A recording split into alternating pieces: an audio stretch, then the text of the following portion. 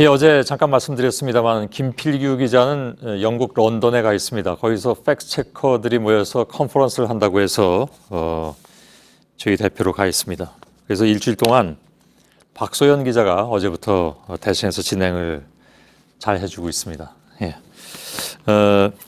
어제 이 시간에 국회 정보위 여야 간사들이 나와서 토론했습니다.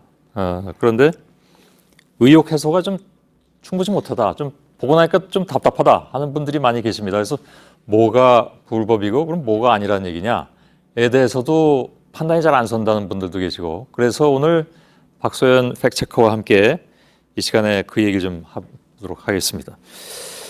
해킹 프로그램 도입 과정에서 불법적인 요소가 없었다. 이것이 지금 여당 측의 얘기입니다. 어떻게 봅니까? 원래 국정원과 같은 정보기관이 감청 설비를 도입하기 위해서는 국회를 거쳐야 합니다. 예. 통신비밀보호법에 따라 반기별로 감청 설비의 종류와 명칭, 수량, 성능 등을 국회에 통보해야 하는 건데요. 예. 국정원은 이 RCS라는 프로그램 구입하면서 국회에 따로 통보하지 않았습니다. 예. 그래서 야당은 불법 도입을 주장하는 건데요. 국정원은 RCS가 소프트웨어이므로 감청 설비에 해당하지 않는다는 입장입니다. 예. 감청에 사용은 했는데 감청 설비는 아니다. 이런 얘기잖아요. 얼핏 들어서는 잘 이해가 안 가는데 왜 그렇습니까? 통신비밀보호법에 관련 내용이 나와 있습니다. 예. 감청 설비는 감청에 사용될 수 있는 전자장치, 기계장치, 기타 설비 등을 의미한다고 되어 있죠. 이것만 보면 소프트웨어는 물리적인 장치가 아니므로 보고 대상이 아니라는 겁니다. 예. 하지만 이건 법을 좁게 해석한 거라는 주장도 있는데요. 전문가 의견 들어보시죠. 예. 이게 설치되는 순간 감청 기능이 작동을 하는 것이기 때문에 통비법상 감청에 대해서 제한을 두고 있는 그러한 요건들은 똑같이 적용이 돼야 되는 것이 맞는 거죠. 예. 그러니까 감청 프로그램을 설치를 하면 그다음부터는 감청 설비가 되는 것이다. 이 얘기잖아요. 네, 그렇습니다. 예. 해킹 프로그램을 휴대전화에 설치만 하면 의미가 없습니다. 예. 국정원 컴퓨터나 서버에도 같은 프로그램을 설치해야 합니다. 그러면 감청이 가능한 기계가 되는 거죠. 예. 통신비밀보호법이 만들어진 게 20년도 더 된 1993년입니다. 예. 스마트폰 같은 최신 기술이 도입되기도 전이라 이를 제재할 내용이 빠져 있다는 지적이 그래서 나오는 겁니다. 예. 이번 기회에 이제 그 부분을 좀 수정을 해야 되지 않냐라는 의견이 많이 대두가 되고 있습니다. 너무 뒤따라가지 못하고 있으니까요. 그러면 이 해킹 프로그램을 이용해서 감청을 한 행위, 그건 어떻게 됩니까? 국정원이 감청을 했다고 해서 무조건 불법은 아닙니다. 예. 국가 안보나 범죄 수사와 관련된 경우에는 가능한데요. 다만 이때도 법에 명시된 절차를 지켜야 합니다. 예. 감청 대상을 크게 내국인일 경우와 외국인일 경우를 나눌 수 있습니다. 내국인을 감청할 경우에는 법원의 허가가 있어야 합니다. 감청 대상이 외국인이거나 간첩 용의자일 경우에는 대통령 승인을 통해 가능합니다. 예. 국정원은 아무튼 내국인에 대한 불법 감청 없었다 이렇게 얘기하고 있습니다. 그리고 그 이철호 의원이 어저께 나와서 우리 방송에서도 대통령 승인을 받았으니까 문제 없었다 이런 말을 했는데 그 말대로 그냥 해석하면 됩니까? 정상적인 감청이란 맞습니다. 예. 하지만 이번 건의 경우에는 허점이 있는데요. 논란이 되고 있는 RCS가 해킹 프로그램이라는 겁니다.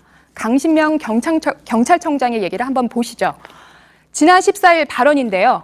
경찰도 해킹 프로그램을 도입한 것 아니냐는 의혹을 해명하면서 도입 자체가 아예 불법이라고 말을 했습니다. 예.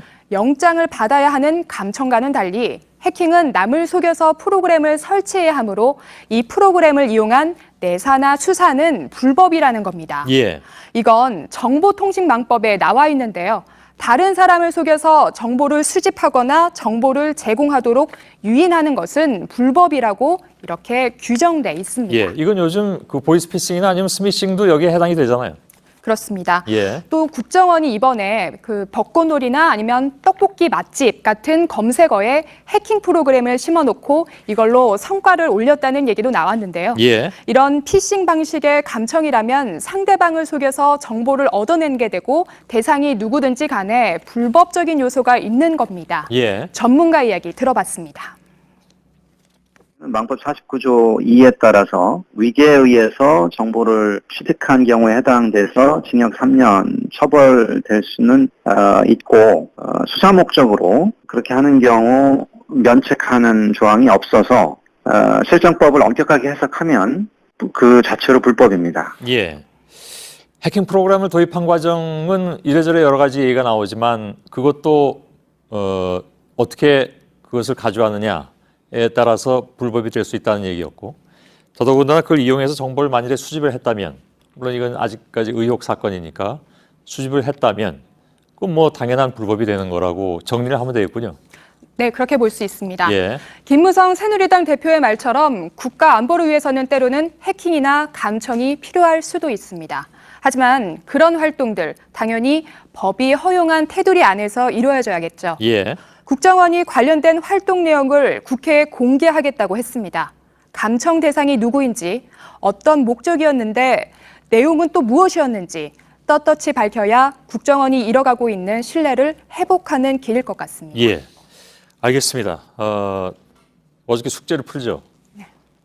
뒤에서 계속 하이빔 키거나 깜빡깜빡하면 어떻게 됩니까? 위협적으로 느껴지게 된다면 예. 그야말로 이제 협박이 되겠죠. 예. 그렇다면 보복운전이라고 해석을 할 수 있다라고 합니다. 경찰에서요. 네, 그렇습니다. 경찰이 단속하니까 경찰 말대로 하면 되겠죠. 네. 알겠습니다. 박소연 기자였습니다. 수고했습니다.